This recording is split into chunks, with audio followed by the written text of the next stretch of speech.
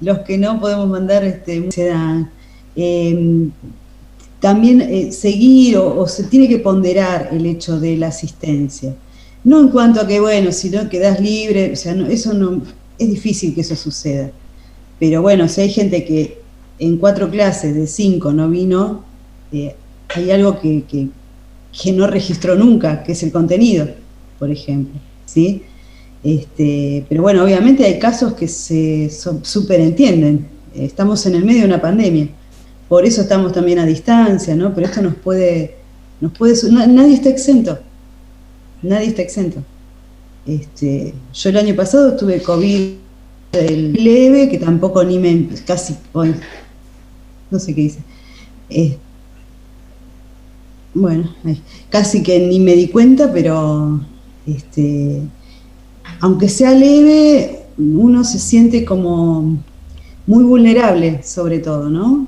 Yo me sentí peor cuando me enteré que ya me han pasado 10 días, cuando me dieron el diagnóstico, ahí ya ahí me empecé a sentir mal por todos lados, pero porque entre las noticias, lo que uno escucha, los números, que no hay camas, que esto, que uno se asusta también y se da cuenta de, como animal social que es y cultural, que es muy vulnerable también. Este, y que bueno, por eso el sostenimiento solidario en este momento, esa red solidaria que se puede entablar, aunque sea preguntar cómo están, eh, cómo se sienten y demás, es importante. Yo el año pasado he llamado a gente y este año que ha tenido compañeros, ¿no? Pero que no son amigos, pero sí, por ahí hablamos 2 veces en sala de profes o 3, pero tenía el celular y llamé y pregunté, ¿necesitas algo? ¿Estás bien?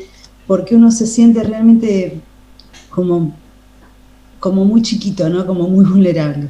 Y está bueno sentirse acompañado y cobijado. Pero bueno, los números también, qué sé yo ayer escuché el número de contagios y no lo podía creer. Y hoy escuchaba en la radio, bueno, hoy bajaron 35.000, es un montón, igual, ¿no? O sea, tenemos realmente que cuidarnos mucho, porque está al acecho y bueno, las vacunas están llegando, pero hay que darle tiempo también para que este, produzcan el anticuerpo, ¿no? Que el cuerpo reaccione a eso. Así que bueno. La idea un poco de esta materia en esta época y en estos momentos es sacarlos ponernos como en una burbuja real de, de aislamiento de cosas así tan feas, de noticias tan feas, ¿no? Y tratar como de escapar un ratito, aunque lo vamos a tocar el tema seguramente porque estamos atravesados por todo esto, pero bueno, meternos como en otras temáticas para levantarnos un poco el ánimo también, ¿no? Porque toda la sociedad a nivel mundial estamos pasándola complicado. Complicado en salud, en ánimo, alguna gente que está pasando también muy mal económicamente, ¿no? Así que bueno, yo les propongo que usemos también este espacio, no para negar la realidad, no para no hablar de esto, pero sí para enfocarnos por ahí en la cultura, como para, si quieren distraernos, no solo aprender, sino también distraernos de esta realidad tan difícil. ¿Mm? Por lo menos un ratito, ¿eh? A ver si nos sale. Bueno, gente, ¿cómo anduvo la semana con los textos? Con el texto, con el videíto, ¿pudieron verlo? La idea era que extrajeran alguna definición de cultura que les interesara de eso. Y mi propuesta va a ser que ustedes armen su propia definición con todo lo que estamos viendo, ¿no? A ver qué les resulta. Puede ser una definición más extensa, más cortita. ¿Mm? Bueno, yo, ¿Qué fue lo que pudieron rescatar de todo? Lo que leyeron, vieron. no, Alguien yo, estaba hablando y no vi quién yo, era. perdón, sí. No, Facu, dale, No, no, dale. habla vos, Alexia, no. No, bueno, yo Ah, está acá cuando, Facundo, no te veía, perdón. no, digo, cuando Ahora miraba sí. el video, en el video proponen 5 definiciones de cultura, Sí. que de hecho me las Sí. anoté. Bueno, y lo primero que me quedé con la sensación de que definir cultura debe ser bastante complicado, ¿no? O sea, Por ejemplo, Hay libros enteros para... Sí. Por ejemplo, las dos primeras definiciones, que una era la de la UNESCO y la otra la de Taylor, me dio la sensación de que por ahí eran las que más apuntaban a definir cultura, o qué era cultura. La de Taylor es un poco más amplia, es como querer definir el cajón de la ropa interior relatando cuántas medias y cuántos calzoncillos hay. Claro, sí, más detallada. Claro. Después, por ejemplo, bueno, hay una tercera definición que estaba ahí, que era la de Keller, que en realidad, me pareció que más que definir cultura, definía para qué servía la cultura, más que la cultura en sí misma. O sea, cuando dices un concepto amplio que posibilita la relación de un individuo con otro de su misma comunidad y con el resto del mundo, más que decirme... Claro, está diciendo el para qué. Después, la cuarta, que era la de Clear, en realidad... al final de todo da una puntita. Se podría afirmar que todo aquello que en la persona no es biológico es cultural. Será, dice uno, pero la primera parte es un poco como la que había mencionado recién. Define más el funcionamiento interno de la cultura que la cultura en sí misma, me dio la sensación. O sea, eso es lo bueno, pero esa que es muy cortita, se da para ampliarla, para abrirla. ¿Por qué dirá todo lo que no es natural es cultural? No, es más larga, ojo, yo mencioné la última frase. Ya, está bien, pero a ver, ¿por qué les parece esto? Todo lo que no es natural es cultural. Quizás porque todo lo que empecemos a transformar nosotros dentro de la naturaleza se empieza a transformar en cultura. Por eso depende también muchas culturas dentro de... van modificándose a partir de un entorno geográfico, de lo que te acerca a la naturaleza. Sí. Bien, ahí estamos. Todo lo que el hombre hace, hombre, mujer, como cuesta el lenguaje inclusivo para cuando uno está apurado, pero hay que aprenderlo. Todo lo que el ser humano, donde imprime su sello y modifica su entorno, eso ya es cultural, ¿sí? Hay cultura que es, o manifestaciones que son tangibles y otras que son intangibles, por ejemplo, que son el patrimonio cultural. Se puede manifestar en la música, por ejemplo, se manifiesta en la música, como hablábamos el otro día, en el tango, ¿sí? O puede ser algo bien concreto y monumental, como por ejemplo para la humanidad, como patrimonio está declarado el Coliseo Romano, sí, es enorme, o las pirámides de Egipto, ¿sí? Entonces eso también, como patrimonio de la humanidad, como patrimonio nuestro podríamos buscar otros, pueden ser arquitectónicos, pueden ser la casa de alguien importante para la cultura nacional, quiero decir. La calle entonces, en la que vivió Maradona, seguro la Habana. Bueno, ahí están los nombres de las calles. No son casuales, ¿eh? La nomenclatura de las calles tiene que ver con un registro de la historia y del pasado, y de lo que esa comunidad considera como importante. Por ejemplo, hay una calle muy extensa que se cuestiona, no sé si la habrán cambiado, hace mucho que no voy, pero que es la calle Ramón Falcón. Acá en Villa Luzuriaga sí se sacó y se cambió. Ramón Falcón pertenecía a una época donde se exaltaba, o cuando se pone el nombre, se exaltaba por ahí la disciplina, el disciplinamiento de la sociedad, ¿sí? Fue un policía, el jefe de policía, que mata a un anarquista, ¿sí? Es de principios del siglo XX. Bueno, pero antes de eso, el señor Falcón había masacrado gente, había torturado, ¿sí? O sea, para los anarquistas y los socialistas era un personaje siniestro que era de persecución permanente. Bueno, y sin embargo no tengo ahí al ladito una calle que diga Radowitzki, que fue quien lo asesina. Pero sí tengo la calle Ramón Falcón. O puedo tener en una época la avenida Scalabrini Ortiz en el centro, en Capital, se llamaba Canning. O la calle Cangallo en 11, la calle que ahora se llama Perón, Juan Domingo Perón, se llamaba Cangallo. ¿Por qué le cambian? ¿Por qué de cintura le metieron Diego Maradona? La vi el otro día, sí, tampoco es sabía cierto. quién era Monseñor Bufano, si vamos a ser honestos. Pero... bueno, el Monseñor de San Justo, que fue un obispo importante, bueno, para después la en San Justo está ex Catamarca, que ahora es Ilia, creo, si no me equivoco. Ilia, bueno, ahí tenés Ilia y Perón, que se cruzan. Una era Kennedy, fíjense el nombre, ¿no? Del presidente norteamericano. Una era Kennedy, bueno, y la otra era Catamarca. Bueno, ahora se llaman Ilia y Perón.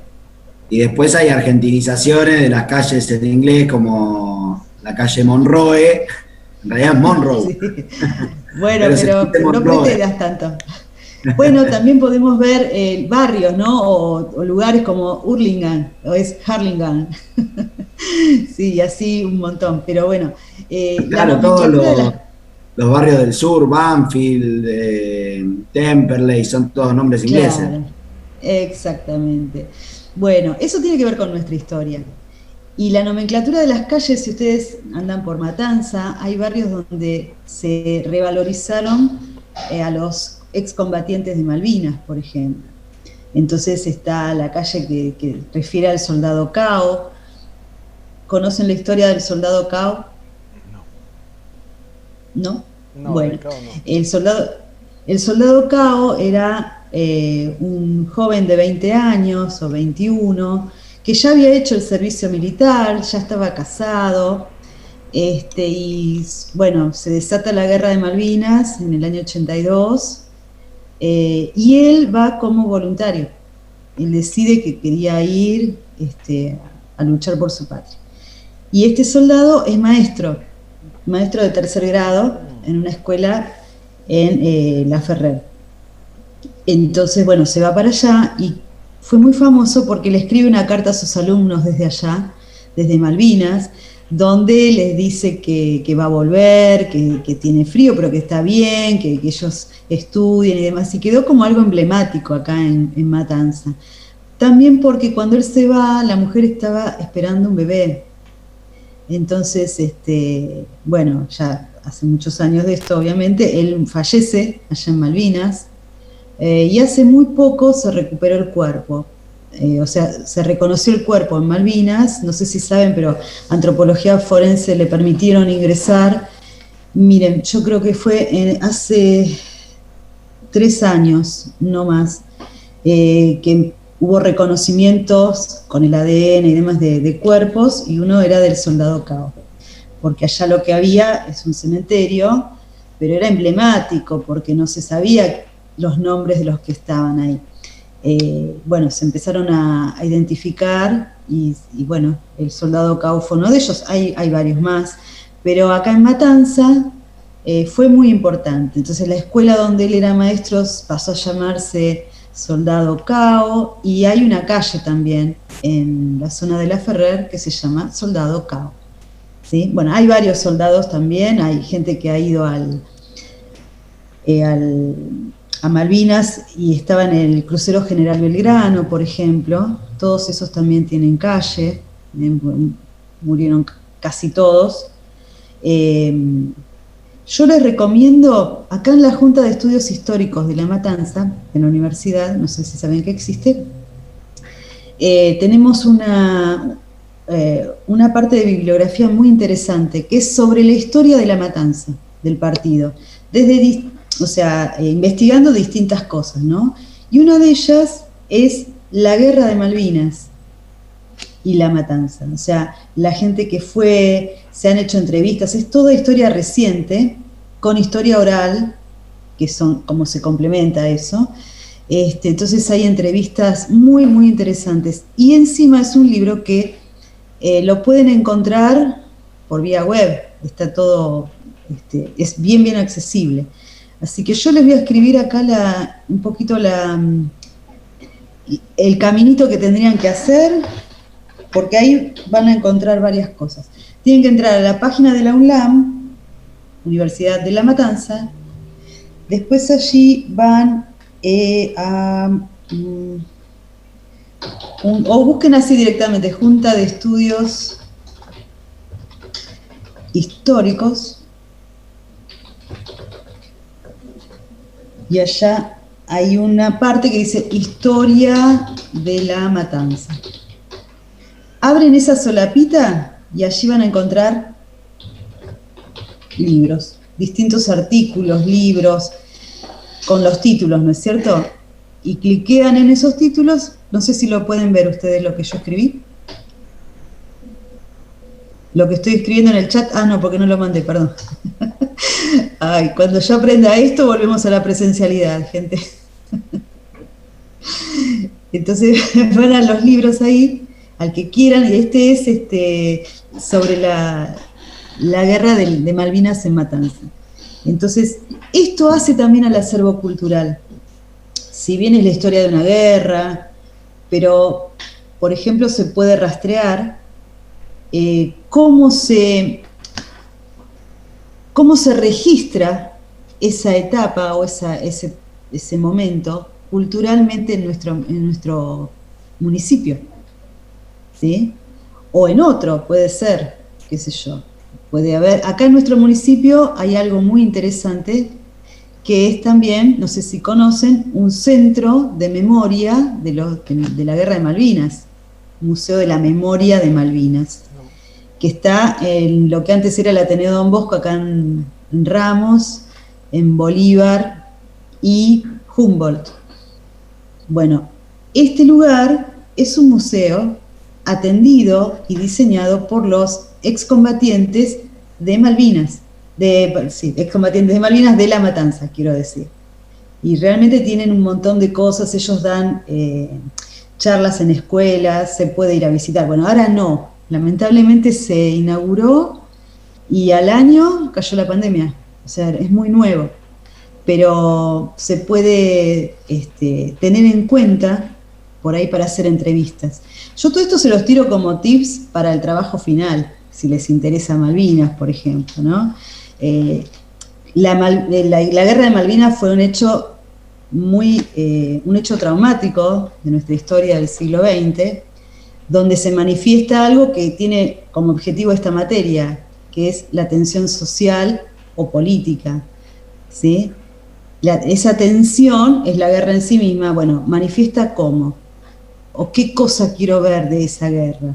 Bueno, cómo eran tratados los excombatientes, o los combatientes en su momento, o cómo fueron tratados después, o simbólicamente qué representaba esa guerra que se pierde.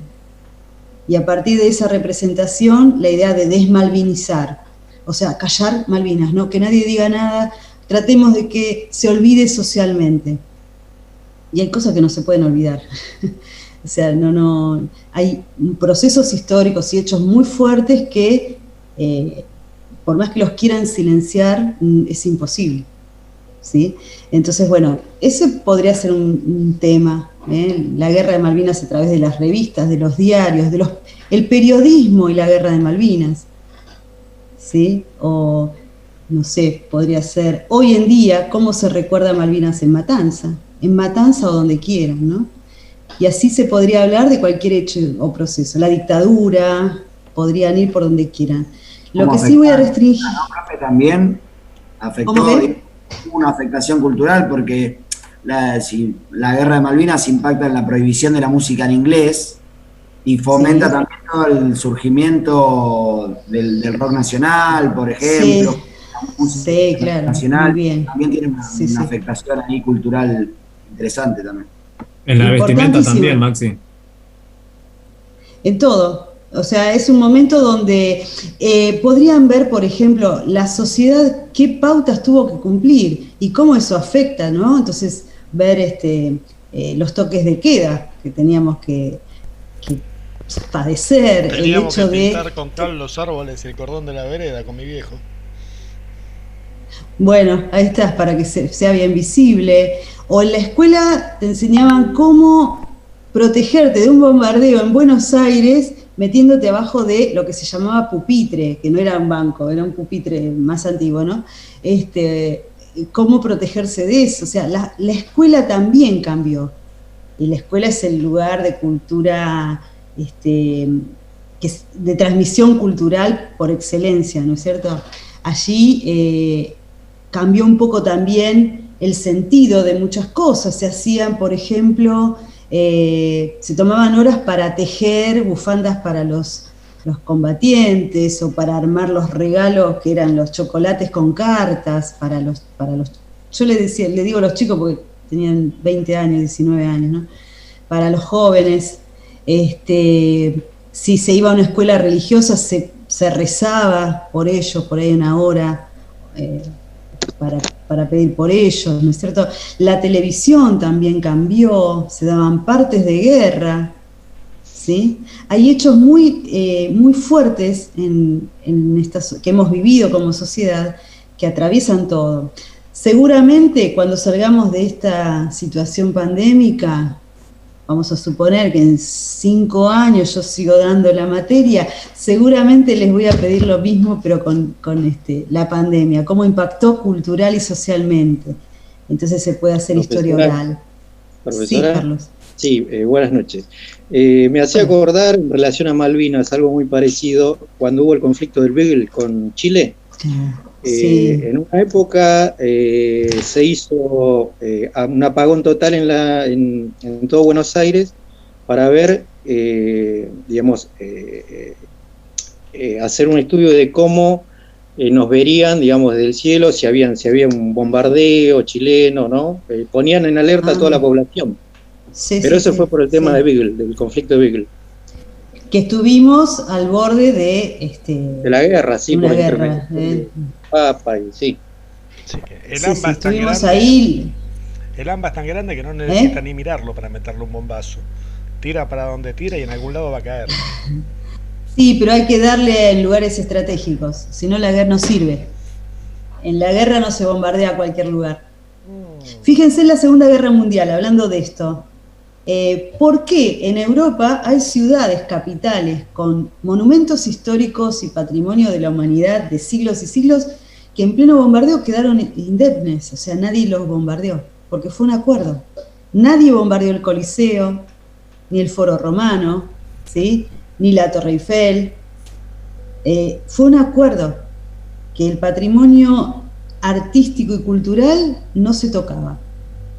O sea, se podía masacrar gente, ¿no? Porque murieron 54 millones de personas en la guerra y 6 en los campos de concentración, en esa Segunda Guerra Mundial, pero los monumentos los preservaron. Entonces, y lo que se bombardea aquello que estratégicamente les sirve. Sí, Tobías.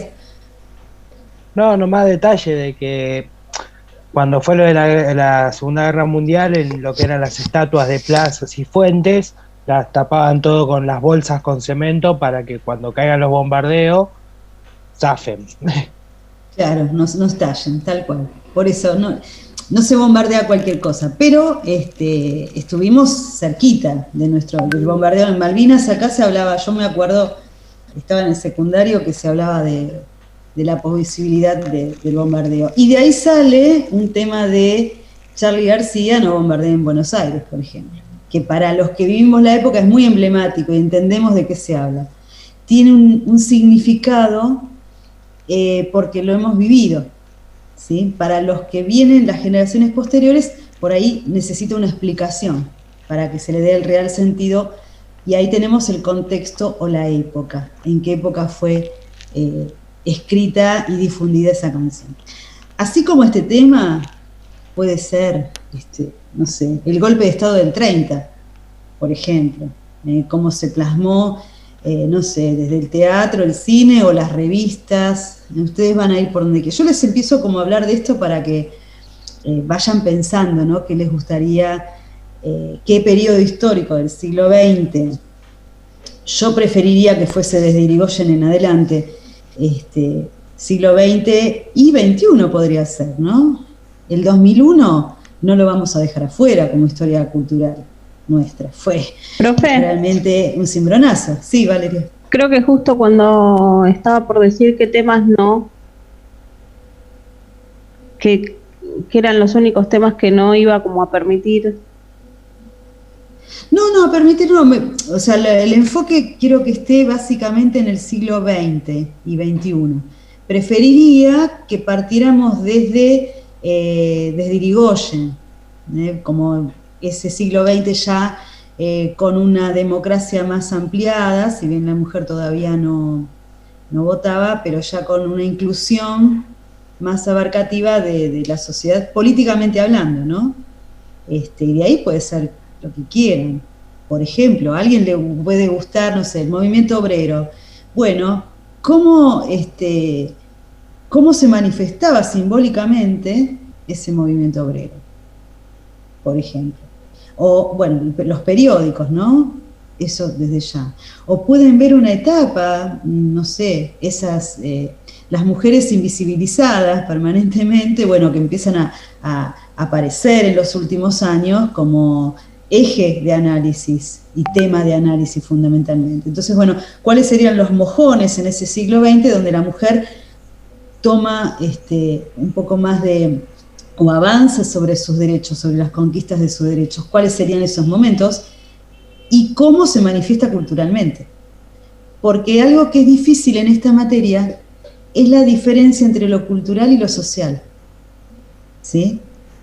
Entonces, un grupo social, ¿qué códigos o símbolos utiliza para manifestar sus tensiones, sus problemáticas, sus conquistas, sus luchas, cómo lucha? O sea, si ustedes, por ejemplo, van a hablar, no sé, vamos a suponer, la conquista de derechos se realizó en principio a través de concentraciones populares y masivas en la Plaza de Mayo. Bueno, la concentración es importante, pero ¿qué me estaría faltando para que a mí me sirva, para que a ustedes les sirva en la historia de la cultura? Por ejemplo. ¿Y qué grupo era que lo realizaba? Sí, y algo más. ¿Cómo se identificaban? Símbolos, cómo se identificaba. ¿Qué utilizaron, aparte de la convocatoria a esa marcha, por ejemplo? ¿Qué otros medios utilizaron? ¿Qué otros símbolos o códigos utilizaron para lograr sus derechos? Que puede ser la difusión a través de panfletos, de pancartas, de, no sé, pasacalles, de performance artísticas que se hagan, de obras de teatro, difusión a través de la tele, de publicidades, ¿sí? Disculpe, pero y después la... Sí. No, me refiero, pero todos esos mecanismos de difusión, o sea, una pancarta, un panfleto, en realidad no son símbolos, ¿o sí? Sirve para transmitir los símbolos. Todo es un código. Claro, sí, pero me refiero que no forma parte propiamente de lo simbólico, salvo que uno me diga, bueno, existe una larga tradición de llevar pancartas y la pancarta en sí mismo es un símbolo, diga lo que diga. Pero... El símbolo, claro, la pancarta... o la connotación que le dé. Ah, no te escuché, Agustín. Ah, perdón, que más en relación a la connotación que se le da, porque, por ejemplo, un panfleto sigue siendo algo para comunicar, ¿no? Pero claro, un grupo, un movimiento puede estar representado por ese panfleto, como la connotación que le da a ese grupo, sí, la sociedad. Desde ya. Puede ser una pancarta, si yo llevo, la pancarta en sí misma está bien, es el medio que se utiliza para aportar el símbolo, ¿sí? Pero no lo puedo desunir, porque el símbolo, si no, ¿dónde lo llevo? Está como unido. ¿Sí? Por ejemplo, cuando se hace, hoy yo veía que había una concentración en 9 de julio, creo, y estaban las banderas del Partido Obrero. Y también tienen su símbolo. Está bien, son las banderas. La bandera en sí misma puede ser de cualquier cosa. Es un símbolo la bandera. Si no tiene símbolo, es un pedazo de tela, nada más. Entonces la pancarta, las banderas, va unido. No puedo como separarlo, ¿entendés? Claro, en ese caso... En ese caso que estás planteando quizá los colores también, ¿no? Los partidos de izquierda, quizá con banderas rojas, por más que no digan nada, ya uno como puede determinar, bueno, es una manifestación de ciertos grupos. Sí, sí. Bueno, la bandera de los pueblos originarios, por ejemplo, que no tienen nada escrito, pero uno la reconoce inmediatamente, ¿sí? Si se corta, volvemos a entrar con el mismo... Bueno, profe, también... Sí. Sí, Dios. Perdón, también dónde está el símbolo y el panfleto en ese momento y en ese lugar, porque si lo sacamos de contexto tampoco tiene nada que ver, digamos. O no tiene el mismo sentido. Por eso lo que nosotros vamos a estudiar son esos símbolos que son producidos colectivamente y que sirven como emergente de un grupo social o de una época o de un hecho, de un proceso histórico. ¿Sí? Entonces, si uno piensa en la bandera de un partido político, por ejemplo, es un símbolo emergente de un grupo social que lo utiliza para justamente identificarse. Entonces acá, cuando nosotros analizamos los códigos de una problemática, de un grupo, de una tensión, vamos a encontrar todos los conceptos que Margulis les presenta o que yo les presento en el marco teórico o lo de los videos, ¿sí? Porque ahí vamos a tener la competencia cultural, los emergentes, el hábitus, del que les habla de Bourdieu, la identidad, ¿sí? Está todo, o sea, es como un desglose que se hace de cada símbolo o signo, y para eso tenemos un código.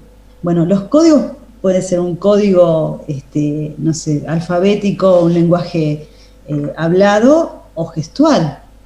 Ahí no sé si leyeron que también menciona Margulis a Pierre Bourdieu, que habla de la exis corporal, que también habla, ¿no es cierto?, la ropa, la forma de caminar. Eso, aunque uno no conozca mucho a la persona, puede darse una idea del sector social o los intereses que tiene. Si yo veo a alguien, no sé, que se viste con camisolas, hablemos del verano que es más fácil, ¿no? Con camisolas largas, de colores, con pantalones amplios. Bueno, puedo decir, bueno, se ve que tiene, que tiene una tendencia hacia lo que era hipismo, por ejemplo. Esa es la exis corporal. O alguien que es sumamente formal, saco, corbata, digo, bueno, evidentemente hippie no es. Saco, corbata, zapatos de charol lustrados, ¿sí? Seguramente su trabajo no tiene nada que ver con lo que es la bohemia, por ejemplo. Hay una exis corporal, que eso también habla, que es lo más inconsciente que puede existir, como uno se manifiesta. Está la parte consciente y la parte inconsciente. Perdone, en esta parte de exis corporal también estaría lo que menciona Margulis, la distancia con la que uno se coloca de interlocutor, que dice que por supuesto, se le arrimaba al alumno y el tipo retrocedía y el alumno se le volvía a arrimar. Sí. Pasa, hay gente que necesita hablar muy cerca y otros que no están a distancia. Como grupos sociales también sucede, obsérvenlo ustedes. Por ahí en una clase muy alta, si se acercan mucho para hablarle al otro, o como le hablan al que, no sé, le hace la limpieza en la casa. Fíjense, son todas, es todo cultural. Nosotros no vamos a estudiar las conductas individuales, porque lo que nos interesa es esa producción colectiva significativa, tanto para quien lo hace como para la posteridad que lo está tomando, porque lo nuestro es historia. O sea, vamos a estudiar todo, cómo se hacía el vaso de plástico en 1970. No. Es historia, sí, lo podemos, todo es historia, ¿vieron? Todo. Pero nosotros vamos a tomar aquello que es significativo socialmente, para nosotros o para esa época. Y le vamos a agregar algo más, que vamos a tener en cuenta, que sean manifestación de las tensiones sociales, de ausencias o de presencias, de problemáticas.